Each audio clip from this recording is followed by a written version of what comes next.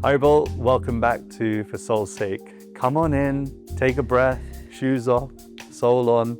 Today we're talking about something that doesn't make a lot of noise, but changes everything, literally everything, like the spiritual version of good Wi-Fi. I'm talking about the power of association. For soul's sake, for soul's sake. Yep, who you hang out with can literally shape the direction of your soul. No pressure. Bhakti teaches us that the company we keep doesn't just influence our mood, our music, our taste. It guides our faith, our vision, our desires, even our definition of what's real. So let's start with a question that might sound wild at first. You ready? Can we really be face to face with God? Not symbolically, not in some far off cosmic Zoom meeting, but here and now. What does your heart say? Maybe your mind's already rolling its eyes at what I'm saying. Too mystical radikadas, too idealistic, definitely not before my morning coffee. But Bhakti whispers something different. It says, yes, it's possible, face to face with God, but not alone. Because spiritual growth isn't just about striving harder, it's about sitting closer, like sitting near a fire. You don't try to get warm in the association of the fire, you just do. In the same way, when you sit near someone whose heart is lit with divine love, you start to glow too. You don't even need to understand why, you just feel it. There's a metaphor that I adore. Imagine trying to squeeze nectar out of a lotus flower with your hands. Messy business, slow. You might get a few drops, but mostly frustration and soggy petals. Now imagine a honeybee, gracefully, quietly going from flower to flower, drinking deep. It doesn't force anything, it just knows where to go. Those honeybees, they're the souls who have tasted something sacred and now move through life guided by love.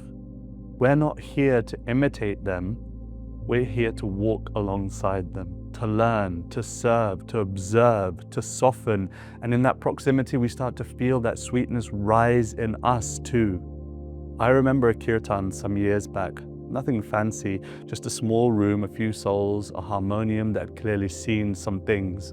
And the person leading, no mic, no mystique, just sat and sang with their whole heart, and something crept open inside of me. It was subtle, like a whisper through the soul. But in that moment, I felt it. God is here.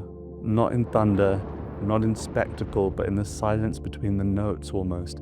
In the space between two heartbeats. That moment changed me. Not because of what was said, but because of who was saying it and where their heart was. And that's the power of association. So how do we bring more of this sacred company into our lives? 3 thoughts. Number 1, find your sangha. Even if it's one person, a friend, a teacher, someone online who speaks the truth over trend, someone who reminds you that love is the goal and not the algorithm. Absorb their wisdom. Read what they read. Chant what they chant. Let their insights become the soil for your own roots to grow into. And number 3, be intentional. Ask yourself, does this person lift my soul towards the light or pull me deeper into the scroll? So here's your reflection. What if God isn't far away, but waiting in the heart of someone just a few steps ahead of you? What if all you had to do was walk with them, to follow the honeybee, to let go of the performance and lean into presence? The truth is, we're all a little forgetful, but when we're in the company of the divine-hearted, we start to remember. And that remembering, that's the real nectar. Thanks for being here today.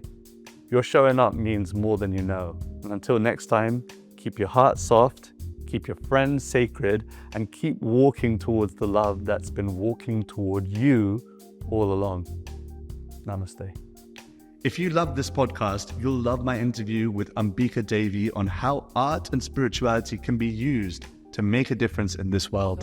The only way you can really be happy is when you serve others and when you have a purpose to connect with God. That's the only way you will be happy. Otherwise, no money, no fame, no beauty, nothing can really fulfill you, And then we are living beings that the only thing that can fulfill us is love and service.